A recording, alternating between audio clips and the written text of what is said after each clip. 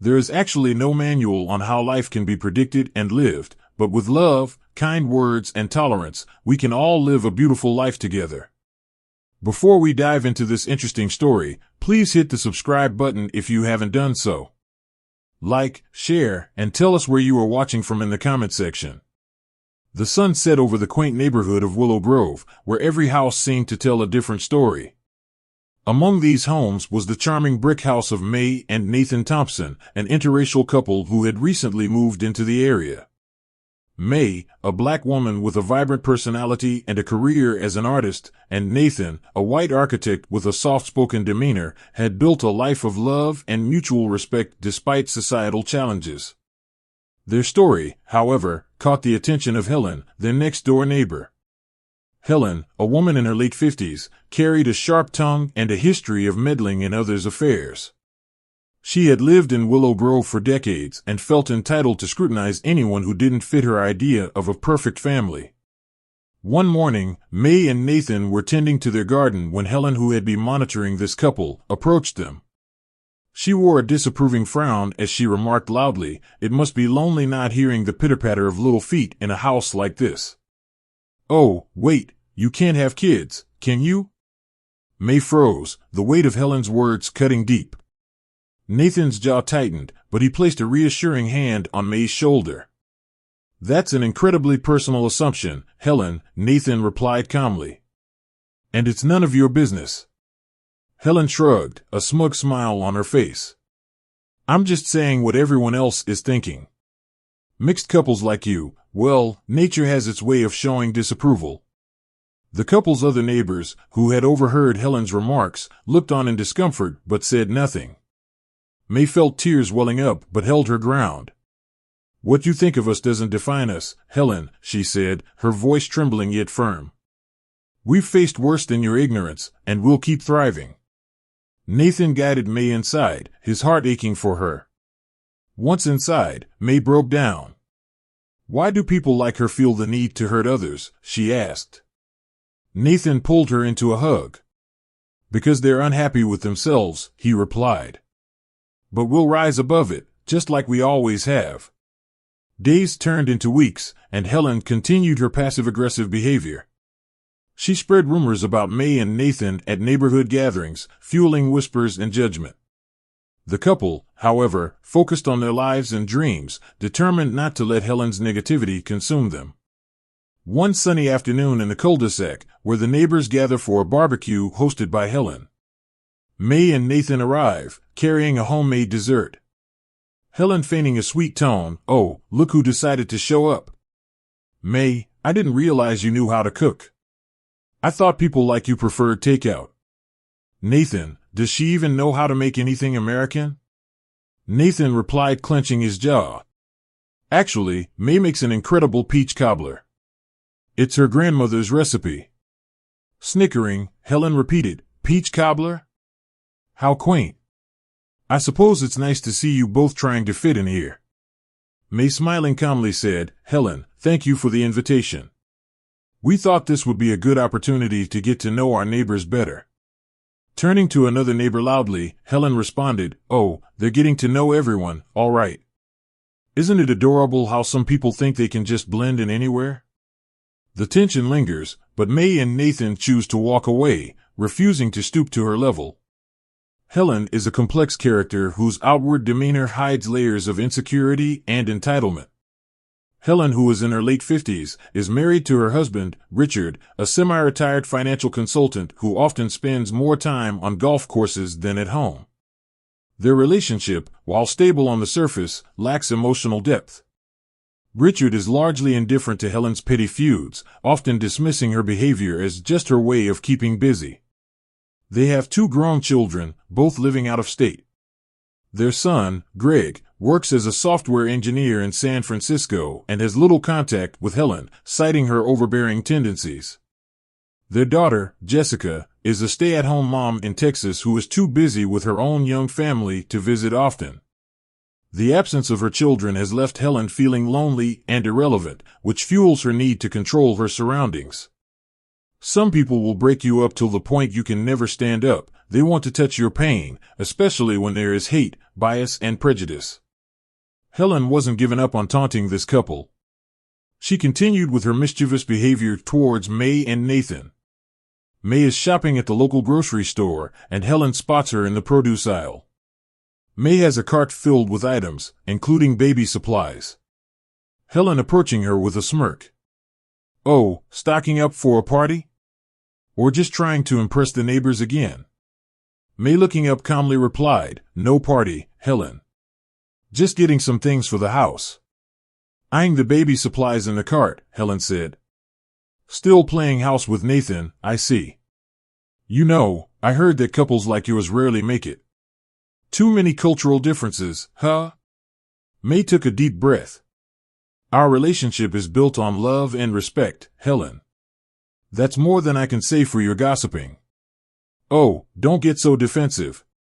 I'm just saying, you two must have it rough. People talk, you know." Helen scoffed. May stands her ground, refusing to engage further. Helen walks away, tossing a mocking glance over her shoulder. When May returned from the store, she narrated her encounter with Helen at the store while they have dinner that evening. "You know, I dreamt about you and I having our own home, with our kids running around and having a happy family. I never thought that a day would come when we would have a neighbor like Helen, who not only have bias against interracial marriage, but also have guts to mock me for not having my own children," May said to Nathan, tears welling up in her eyes. "Oh honey, please don't do that. We are stronger and better than this. We will continue to allow love dwell in this family as we have always done. We will have our own children, okay? Let's focus on us, babe." Nathan reassured May of his support and the need for them to work together as a couple, irrespective of what people, including Helen, think or say. Another neighbor, Dave, who had been kind to May and Nathan, invited them to the Neighborhood Homeowners Association meeting, which was going to be held at his house. May and Nathan attend the Homeowners Association meeting at the neighbor's house to discuss community projects. Helen dominates the conversation. While looking at May, Helen said, "I just think we need to be careful about who we let influence our community projects. Some people don't share the same values." "What exactly are you implying, Helen?" Nathan asked, frowning. Helen now feigning some innocence. "Oh, nothing personal. It's just that certain traditions are important to maintain. Not everyone understands how things are done here. Traditions are important, but progress is just as vital," May said firmly. "This community should be welcoming to everyone, regardless of background." "Well, let's hope everyone can handle the pressure. It's not always easy to keep up in a neighborhood like this," Helen chuckled. The room falls silent, and other neighbors begin exchanging uncomfortable glances. Nathan puts a reassuring hand on May's arm, and they leave the meeting with dignity intact. One Saturday, the neighborhood held a charity event at the local park. May had contributed one of her paintings for auction, a beautiful depiction of a family tree symbolizing unity and resilience. As the bids climbed, Helen's voice rang out. "Interesting choice, considering you two won't be adding any branches to your tree." The crowd gasped. Nathan turned to confront Helen, but before he could, May stepped forward. "This painting represents more than children," she said. "It represents connections, love, and the families we choose to build, not just the ones we're born into. You might learn something from it, Helen." Helen rolled her eyes and walked away, but her smirk didn't last long. As the event ended, Helen tripped on the steps leading to the parking lot. She fell hard, spraining her ankle. Struggling to get up, she looked around for help, but the neighbors she'd alienated hesitated, unsure whether to approach. May and Nathan exchanged a glance. Despite everything, they rushed to Helen's aid. "Let us help you," May said, offering her hand. Helen, embarrassed and in pain, reluctantly accepted their help. At the hospital, as Helen's ankle was bandaged, a doctor entered the room. "You're lucky to have caring neighbors like May and Nathan," he said. "They insisted on staying until you were seen." Helen's face turned red. "Why would you help me after everything I've said to you?" she asked. May's response was simple. "Because kindness isn't about what you deserve. It's about what's right. Well, you shouldn't have, Helen said. There was silence. After some minutes, Nathan held May's hand as they both turned to Helen. We should be on our way now. I hope you feel better, Nathan said as they took their leave. Months later, Helen is healed from the sprained ankle, but she never stopped to throw subtle jabs at May and Nathan. One day, May stood at her kitchen window, staring at Helen as she pruned her rose bushes with deliberate care. The neighborhood was quiet, save for the faint hum of a lawnmower in the distance. Nathan walked up behind her, placing a comforting hand on her shoulder. You don't have to say anything, May, Nathan said softly. People like her don't change. May turned, her face set with determination. That's the problem, Nathan. People don't call out her kind of behavior, and that's why she thinks she can keep doing it. Not today. She grabbed her keys and strode out the door. Nathan called after her, but she was already halfway across the lawn. Helen looked up as May approached, her face pulling into a tight smile that barely reached her eyes. Well, May, Helen said, her voice sugary sweet, is there something I can help you with? I hope the noise from my new garden fountain isn't too much for you. I know how easily disrupted some people can be. May stopped a few feet from her, arms crossed, a calm but commanding presence radiating from her. Enough. Helen, May said, her voice steady but firm. I've let you say and do a lot of things that were hurtful, ignorant, and downright cruel. But this time, you've crossed the line. Helen blinked, taken aback. I have no idea what you're talking about. If this is about me politely suggesting that your husband fixed that fence of yours. It's about the lies you spread about us, May interrupted. It's about the time you told neighbors we were behind the noise complaints at the last HOA meeting, even though we weren't even there. It's about the time you told your little clique that we probably couldn't even afford to live here. It's about your constant, snide remarks about our marriage. And yes, it's about the hurtful things you've said about why we don't have children yet. Helen's face reddened. I didn't mean anything by that. It was just a misunderstanding. I didn't think you'd take it so personally. Of course you didn't, May said, stepping closer. Because people like you never think. You just speak and act as if the world revolves around you and your narrow view of what's acceptable. Well, let me tell you something. It doesn't. People don't just talk like that. You talk like that because you think it's okay to tear others down to make yourself feel superior. But it's not okay. It's cruel. And frankly, it's pathetic. Helen's lips tightened, but she said nothing. For the first time, her usual bluster seemed to falter. You want to know why Nathan and I don't have children yet? May continued. It's because we've been focusing on building a life where any child we bring into this world won't have to grow up hearing the kind of nonsense you spew. May's voice softened, but her words carried the weight of truth. And as for you, Helen, I feel sorry for you. You have so much time and energy, but instead of using it to bring people together, you spend it tearing others down. That's not power, Helen, that's weakness. Helen's jaw tightened, and she looked away, pretending to examine her roses. You can glare at me all you want, but the truth is, your behavior is why you're lonely. Your children barely visit. Your husband tunes you out. And this neighborhood, Helen?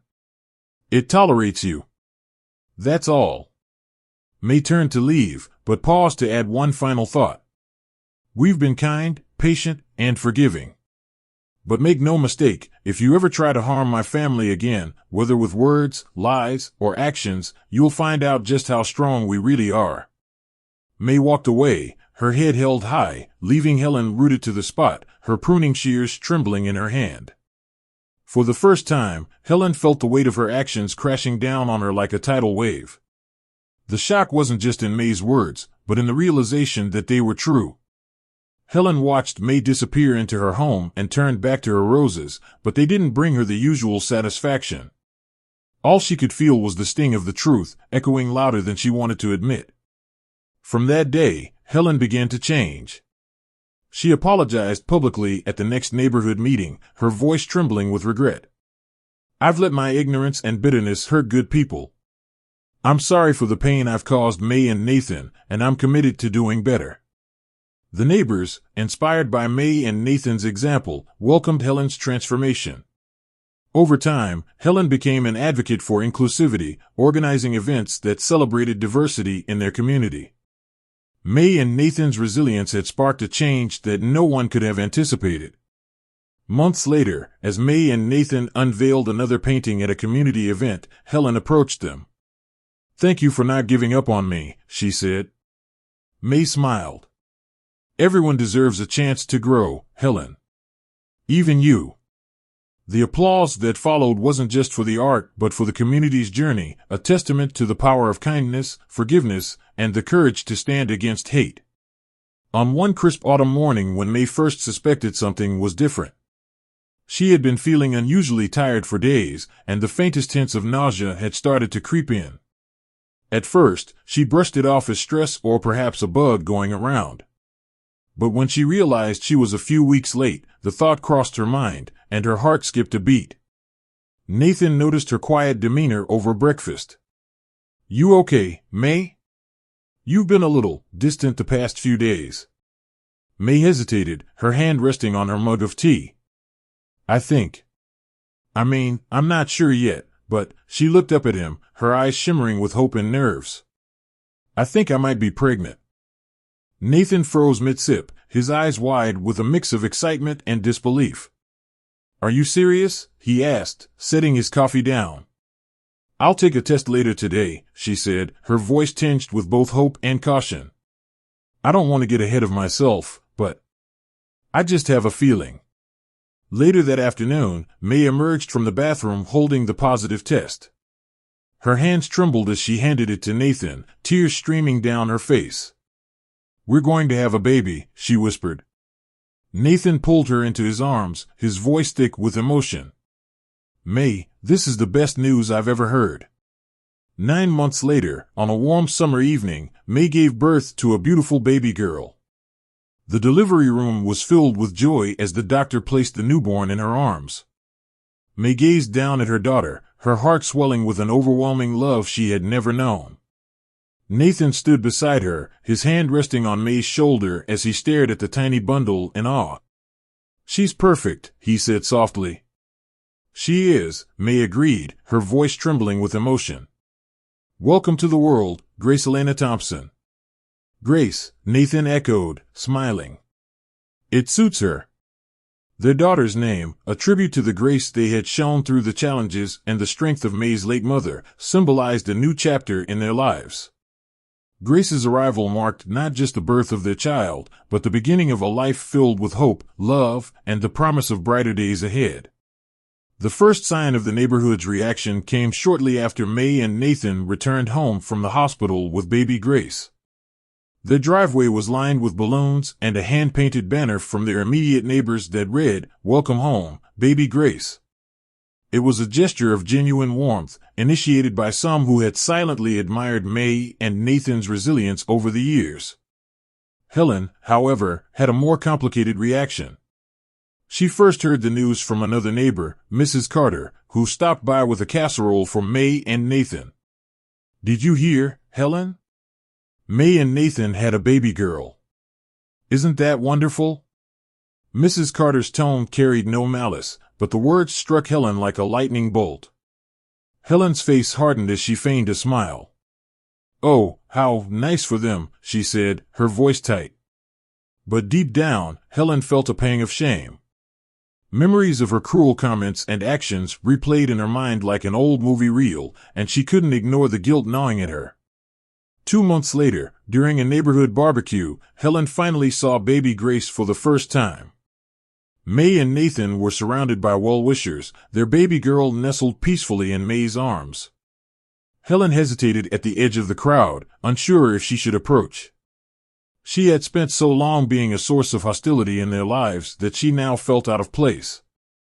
To everyone's surprise, Helen eventually walked up to the couple. Her usual arrogance was absent, replaced by an awkward humility. She looked at Grace, then at May and Nathan. "Congratulations," she said softly, her voice unsteady. She's beautiful. Nathan nodded politely, but May's gaze was steady and unreadable. Thank you, Helen, she said, her tone neutral yet firm, a quiet reminder of the boundaries they had set. Helen lingered for a moment, then turned and walked away, her shoulders slumped. The neighbors watched, sensing that Helen's facade had finally cracked. Whether it was shame, regret, or a longing to belong, no one could say for sure. Over time, the arrival of Grace seemed to soften the neighborhood. The Thompsons' joy became contagious, inspiring others to reflect on their own actions and biases. Helen, too, began to make small efforts to mend fences, though May and Nathan kept their distance, choosing to focus on their family and the life they were building. Grace's presence became a symbol of hope and renewal, quietly transforming the dynamics of the community and leaving everyone, Helen included, with a chance to do better. Do you think May went too far when she approached Helen? Share your thoughts in the comment section. Thank you for watching till the end. If you appreciate this story, please like and share with your family and friends, and do not forget to subscribe to this channel and turn on the notification bell for more inspiring stories.